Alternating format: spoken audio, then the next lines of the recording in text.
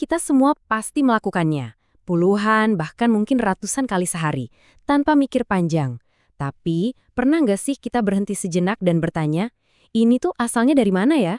Nah, kali ini kita akan mengupas sebuah pintasan alias shortcut yang kelihatannya sepele banget, tapi faktanya mengubah total cara kita bekerja, belajar, dan bahkan berpikir. Coba deh, bayangin sebentar. Nggak ada fitur ini. Setiap laporan, setiap email, tugas, atau bahkan pesan singkat yang perlu disalin, semuanya harus diketik ulang, kata per kata, satu per satu. Kebayang nggak repatnya? Yap, bener banget. Setiap kesalahan kecil, artinya ya mulai lagi dari awal. Ngomongin efisiensi? Wah, jauh banget. Dan ini bukan cuma kira-kira loh, ini adalah kenyataan pahit yang dihadapi para pengguna komputer zaman dulu. Oke, jadi emangnya kayak gimana sih dunia digital sebelum ada solusi jenius ini? Yuk, kita mundur sedikit ke masa lalu buat ngerasain frustrasinya. Di era ini, interaksi sama komputer itu sepenuhnya berbasis teks. Lupain deh antarmuka grafis yang ramah pengguna kayak sekarang. Ngetik itu satu-satunya cara buat ngobrol sama mesin, dan itu pun kaku dan terbatas banget. Coba bayangin, Anda lagi ngetik dokumen yang panjang banget, puluhan halaman. Udah hampir selesai nih. Terus Anda sadar ada satu kata yang salah ketik di paragraf paling awal. Apa yang terjadi selanjutnya? Nah, ini dia kenyataannya. Nggak ada cara gampang buat benerin salah ketik atau mindahin teks. Setiap editan kecil bisa berarti kerjaan berjam-jam yang sia-sia. Masalahnya jelas kan, komputer tuh harusnya bikin kita lebih pintar, bukan malah bikin lebih capek. Di tengah semua frustrasi inilah, di sebuah laboratorium legendaris, seorang inovator muncul. Bukan dengan solusi yang jelimet, tapi justru dengan sebuah ide sederhana yang bakal mengubah segalanya. Xerox Parch ini bukan sekedar laboratorium biasa loh, ini adalah tempat lahirnya ide-ide revolusioner yang membentuk dunia komputasi modern. Sebut saja mouse, antarmuka grafis, dan tentu saja pahlawan kita hari ini yaitu copy-paste.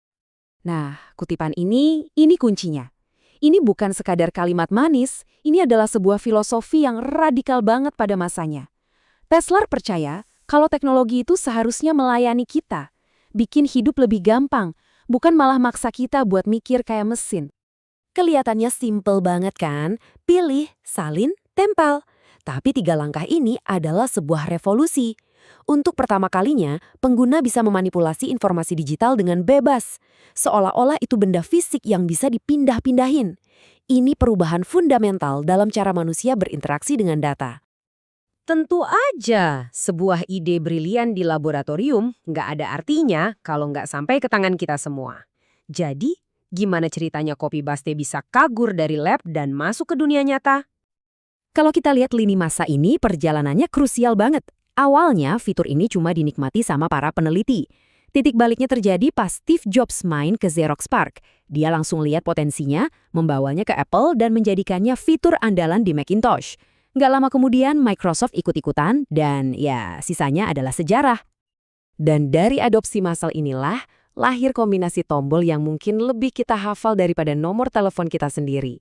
Kombinasi inilah yang membuat sebuah konsep jenius jadi bisa diakses oleh siapa saja, hanya dengan sentuhan jari.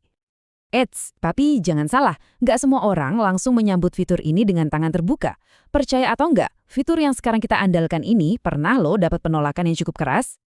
Nah, ini beberapa kritik yang dilontarkan sama para akademisi dan profesional di masa awal.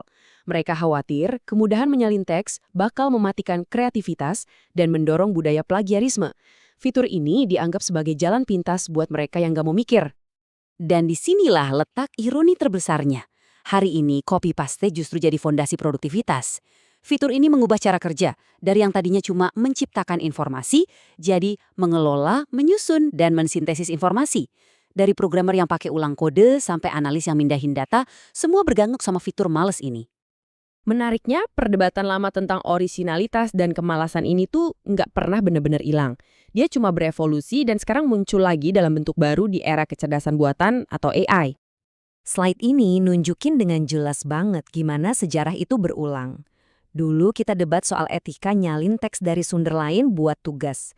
Sekarang perdebatan yang mirip banget muncul soal penggunaan teks, gambar, atau kode yang dibikin sama AI.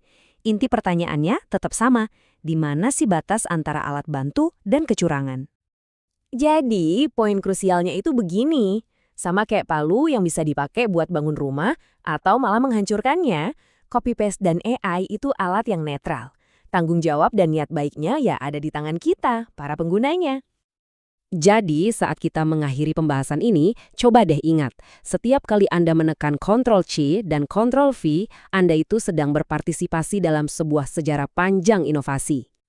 Inilah warisan sejati dari Larry Tesler. Ini bukan cuma soal mindahin teks.